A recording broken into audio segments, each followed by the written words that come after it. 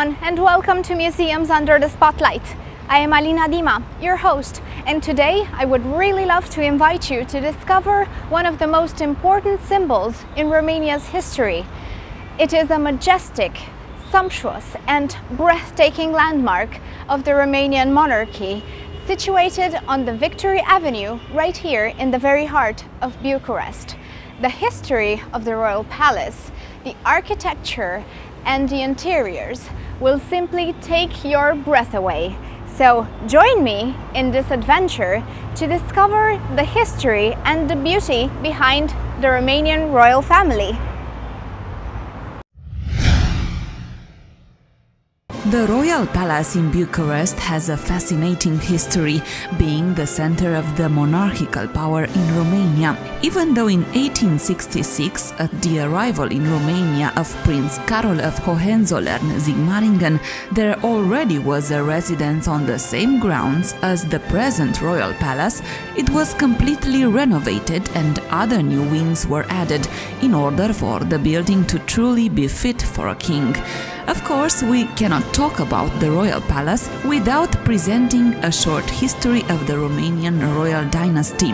The Royal House of Romania was founded by Carol of Hohenzollern-Sigmaringen, which became on the 10th of May 1866 Prince of the unified provinces of Moldavia and Wallachia, and in 1881, after the Declaration of Independence, the first King of Romania, through a constitutional amendment. The official residence of the Hohenzollern-Sigmaringen family is in the city of Sigmaringen in the Black Forest Mountains, not far from the origins of the Danube River. The Hohenzollern dynasty gave many important medieval and modern European historical figures, and the most famous one is Wilhelm I, King of Prussia and Emperor of Germany. The Romanian royal dynasty has its origins in the Hohenzollern-Sigmaringen family, Carol I, Ferdinand I, Carol II and Mihai I. The motto of this household was Nihil sine Deo, nothing without God, and it was used by the Romanian dynasty also. The Romanian royal dynasty starts with King Carol I and Queen Elizabeth, succeeded by King Ferdinand I and Queen Mary, followed by King Carol II and Queen Mother Helen, daughter of King Constantine of Greece. The Royal House of Romania is ruled today by His Majesty King Mihai I and Queen Anna, and the custodian of the Romanian crown is Princess Margareta of Romania. Well, ladies and gentlemen, here we are, here at the Royal Palace in Bucharest, where together with our host, Elena Ciucoiu, art historian, we are going to find out more about the history of the royal family and follow their footsteps, and also find out some incredible details about this spectacular palace. Hello, and thank you so much for having us here today. It is really delightful to be in such a scenery. Welcome to the National Museum of Art of Romania, in a building which was the Royal Palace. So what is the history of the Royal Palace? I am sure that our viewers are really curious to find out. The history began towards the end of the 19th century, when the future King Carol I came here and decided to transform the building which he found here into a real royal palace. So the construction of the palace began towards the end of the 19th century, and under this form the palace existed. It was inaugurated right here on the 1st of January 1935. Tell me about the architecture of the palace. What style does it have? When the construction of the palace began, the first architect was a French architect, Paul Gautreau. And this architect was the architect who made the original plan of the building with this neoclassical form. After Paul Gautreau, the other architects were Carl Liman, the architect who also worked at Perleș Castle in Sinaia, then Artur Lorenz, Nicolae Nenciulescu. So the main style is neoclassical, and inside the building the main styles are related to French styles and German styles, especially German Neo-Renaissance and French styles of the 19th century. We are here in this scenery in front of a magnificent staircase. I was wondering who had the idea to create it in such a style? The idea belonged to King Carol I, who had the idea of this staircase called the Voievode's staircase, referring to the portraits of the voievodes made by the sculptor Cornel Medrea. This staircase is made of Carrara marble, and the same marble was used for the staircase which is now in the Gallery of European Art in the other part of the museum, in the left part of the museum. Since we mentioned King Charles I, Carol I, as we all know him in Romania, I was wondering if we can have some details regarding his personality and maybe his involvement in the construction and rehabilitation of the palace. The strong personality of King Carol I was expressed in the construction of this building. It is said that he got involved in the construction of the building, and he even supervised this construction in a very careful manner. He also founded what we call now the nucleus of the Gallery of European Art. He was he was very passionate about art. He had also studied art history in Germany when he was young, and he decided to transform this passion into an impressive collection. And this collection became later on the nucleus of the collection of European art of the National Museum of Art. Since we are in the royal palace, we couldn't possibly miss the royal dining room, which was also used as a ballroom. So now we are going to find out some more interesting details about the parties that were held here in the dining room. I'm very curious. I would like to know, how were the parties here in the royal ballroom, in the dining room, and which were the participants apart from the royal family? The royal dining room was a representative room of the palace. It was used from time to time for dinners of the members of the royal family, but it was used especially for these parties, either balls organized at the beginning of the year on the 1st of January, or other parties, for example, wedding parties of the members of the royal family. As you can see, the room has two entrances, an entrance used by the members of the royal family, the entrance over there, and the other one used by the guests of the royal family. When these balls were organized at the beginning of the year, there were hundreds of persons coming here, more than 800 persons into this room and the throne room. All the pieces of furniture were moved out, as you can see now, and the space was used only to create this ball atmosphere here. According to the historians and to the documents that we still have, what were the main courses and the menus that were used for this kind of parties? What did the royal family prefer in terms of cuisine? There are interesting stories concerning the cuisine they preferred, because we know that, for example, King Carol I preferred French cuisine, but the chefs were German. During King Ferdinand and Queen Maria's reign, the cuisine remained French, but the chefs were mainly German, and a Swiss chef who made the cakes.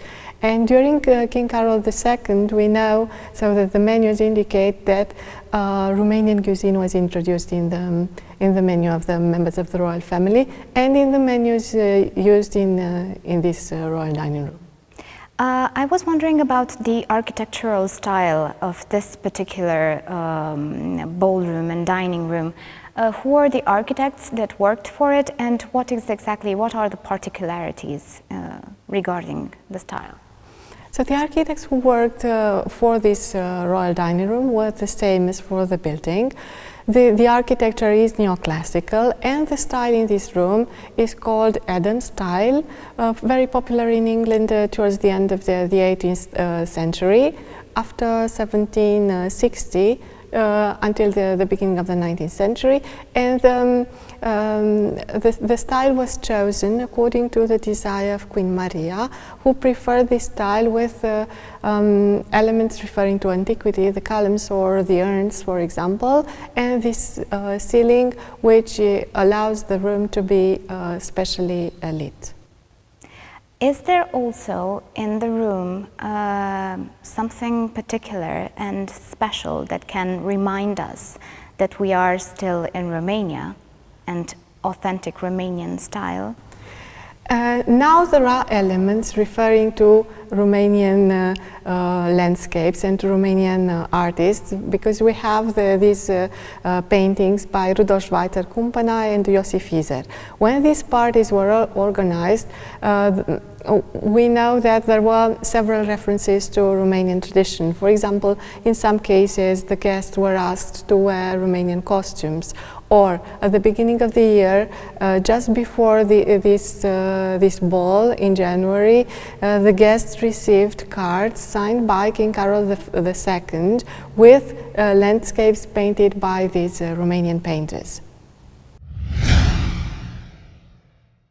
The history of the royal family ruling here in Romania, the symbols of the monarchy, are still very important and very present in Romania and in our history, since monarchy is a very, very strong symbol that helped the evolution of Romania as a country and as a nation. So I was wondering if we can tell the story of the royal family in a few words.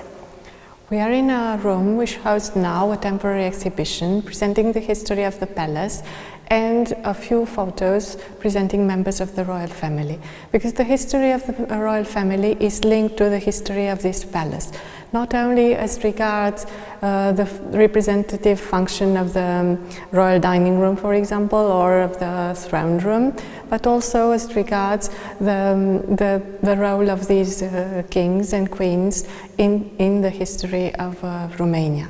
The kings and the queens who used this palace, especially the rooms with a representative value, and not only the apartments which were in the left part of the palace, organized and created a different atmosphere.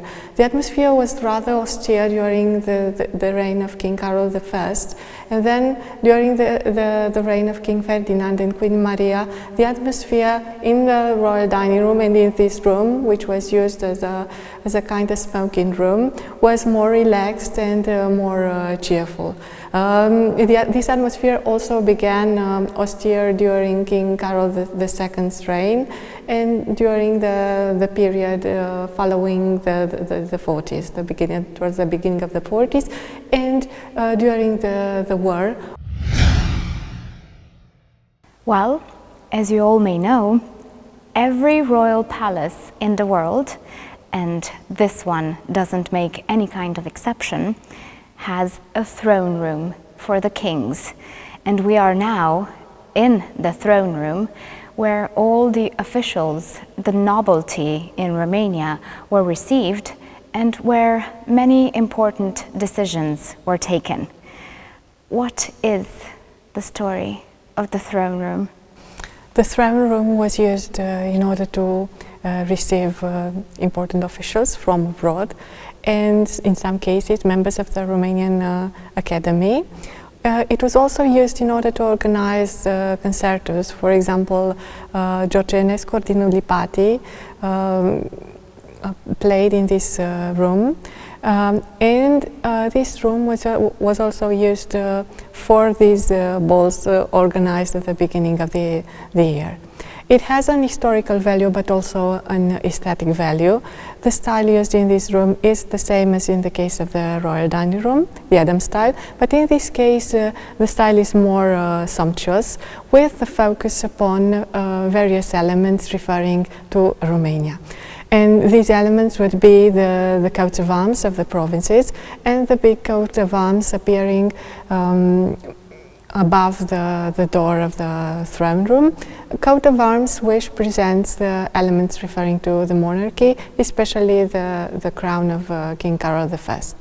And also the motto of the royal family, which has a very important significance for us in Romania still today. It means nihil sine Deo, or nothing without God. This was the motto of the royal family, and I believe that they did rule in accordance to the motto. The phrase is also suggested, this phrase, nothing without God, is also suggested by a series of elements present in this space. For example, if we think at the photo presenting the coronation of King Ferdinand and Queen Maria, we have the Patriarch Miron Cristea behind the King and the Queen, and there is also the cross appearing as an element in the coat of arms.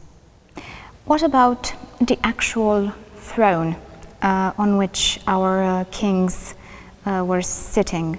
I think that it has a very interesting history, and now it is not it's not present in the exhibition and in the palace. What were the symbols on the throne, and what is the story behind it? The throne, which was of course the main element in this throne room, in the 60s was used in order to film a historical film, and unfortunately it was destroyed completely. This original throne, also used by King Carol I and then by King Ferdinand and King Carol II, was set with precious stones, rubies and turquoises, and it was with a golden leaf. So it was made of wood with a golden leaf upon it. Now there are plans in order to restore the throne, because the original drawings can be found in the museum. The kings and queens of Romania had many talents and passions, and now we are going to find out some more about them and about their special hobbies. So, what were they interested in particular? We are in a room presenting the portraits of the members of the royal family, and we know that some of them, for example Queen Maria and her daughters, were passionate about painting and sculpture, and they even received lessons from Romanian artists from that period. Queen Maria was considered during that period a very gifted artist. A few works by her are also present in the temporary exhibition. She focused especially on flowers. She did not paint landscapes or portraits, but she focused on flowers, especially flowers painted by artists influenced by Art Nouveau. Lilies or in some cases irises or tulips, as we can see in this temporary exhibition. Her daughters were also passionate about painting and sculpture, and we have here two portraits of King Mihai, who was, as we know, passionate about cars, but this temporary exhibition doesn't make a direct reference to this passion. And I think that also Queen Elizabeth, our first queen, was passionate about poetry, and she also wrote poetry. Queen Elisabetta was passionate about various arts. She was passionate not only about painting. She was also a gifted artist, and she had a studio in this palace. She had a studio in Palace Castle, but also she was also passionate about theatre. She wrote several plays, and as a writer she used the pen name Carmen Silva. Tea and the tea ritual was very appreciated by royals all along history, and the Romanian monarchs make no exception to that. So this is why we are now in the tea room in the royal palace, and I was curious to know who used it and who had tea in particular in this room. This tea room, also called the green room because of the green marble of the columns in this room, was used especially by King Carol II. It was used not only as a place where he rested and where he drank tea, but also as a room where the guests of the members of the royal family received their gifts before the Christmas party. When the Christmas tree was decorated in the throne room, the guests were, before going there, received here, and they received the gifts from the king himself. Oh, that is absolutely beautiful. So did he also have some other particular rooms that he preferred, or maybe a special kind of tea? What was his ritual? We know that in this palace he preferred the cinema room and the theatre room, but especially the cinema room, and there are several documents indicating the films which he liked to see there, and the fact that he enjoyed for resting this tea room. Well, ladies and gentlemen, I really hope that you have enjoyed the beauty, the solemnity, the power, and the history behind the royal palace. And I can assure you that there is still a lot more to uncover. So if you really want to know what it's like to live like a true and wise king, you should definitely come visit. Until next time, remember to make your life a beautiful story.